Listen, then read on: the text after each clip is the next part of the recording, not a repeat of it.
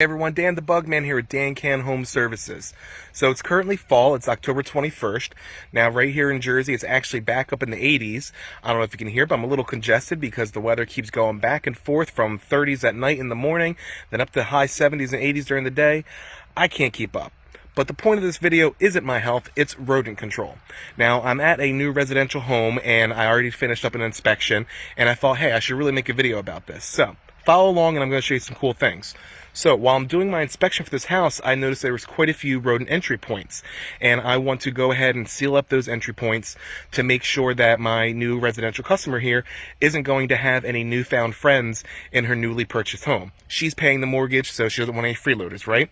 So follow along and let me show you some things. So this is one entry point that I already sealed up. Now this hose goes to a sump pump that is in their crawl space, and there was a pretty sizable gap around that. Now let me show you some other entry points around this house. So mice and rats, they only need a 1/2 inch or bigger. Mice really only need about a 1/4 inch, but that is more than enough to allow a mouse in or even a small rat.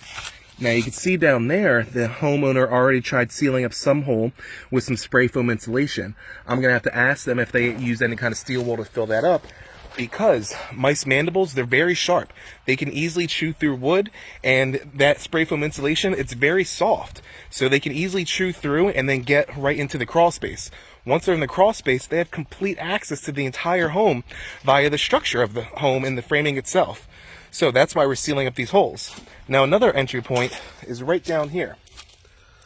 So I'm going to do some work on this house. I'm going to start over on the gas line entry point, and I'm going to show you exactly how you can seal up these holes around your house, so that way you don't have rodent entry getting in and then, you know, contaminating your home and causing issues for you this fall. Now, two things I'm going to be using today. One is called excluder fabric. It's steel wool. Now, the steel wool is crucial because mice, again, they're always going to be chewing their way in. Now, this steel wool right here, you still have little shards in there? That is going to splinter off, and that is going to cut up their mouths as they try to make their way into the hole, as they try to chew their way in. Now, I'm wearing gloves because these little shards, they will splinter off and they get stuck in your skin. Not a good feeling, and I can't imagine being a mouse because it can't feel good either. So I'm going to set up the camera so you can kind of follow along and see what I'm doing, all right? Let's see if we can get a good angle. There we go. All right. Now we're cooking with fire, as they say, right? So, again, steel wool. Don't need a lot of it. Now, I do always recommend having a trusty flathead. That way, you don't have to necessarily force it in with your fingers, because, again, these little shards, they will get right through your gloves, and they will prick you, and they do kind of hurt. It's like a very nasty splinter you don't want to necessarily mess with. So, again, I'm just jamming this into place. This way, rodents can't possibly get in, and it's going to help to take care of other pests also to stop them from getting in. This is a very normal spot for spiders to get in, crickets, centipedes, all kinds of creepy crawlies that people don't necessarily want to have inside their home. So, I got this all sealed up now. It's not the prettiest job, but you're going to see what I'm going to be doing, okay? So, after I have it all sealed up, I'm going to be using a caulk. Now, I specifically use this caulk because it goes on white.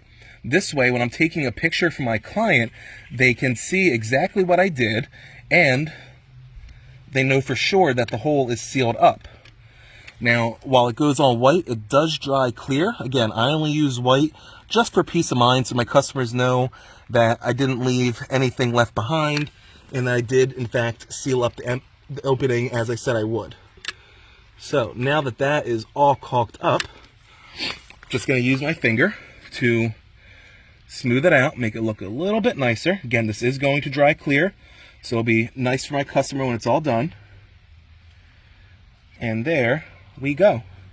Now we have a couple shards, so I'm going to go back to my truck in a minute, and I'm going to get my my tin snips and just, you know, cut off these few loose straggling shards just to make it, again, look a little bit more professional. If this is my house, I would want it to look as nice as possible and not, you know, splintering off for, you know, PSE&G or the gas companies to maybe get splinters if they have to do maintenance, or grandkids running around, something like that. I don't want to get anybody cut or splintered, things like that. So that is all done.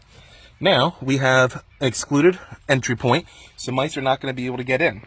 I have a little bit of caulk on my finger, so I'm going to be careful with my phone here, holding two hands. But anyway, this is the time of year, again, where rodents, rats, squirrels, mice, raccoons, you name it, they're going to be looking for nice warm homes. Could be yours.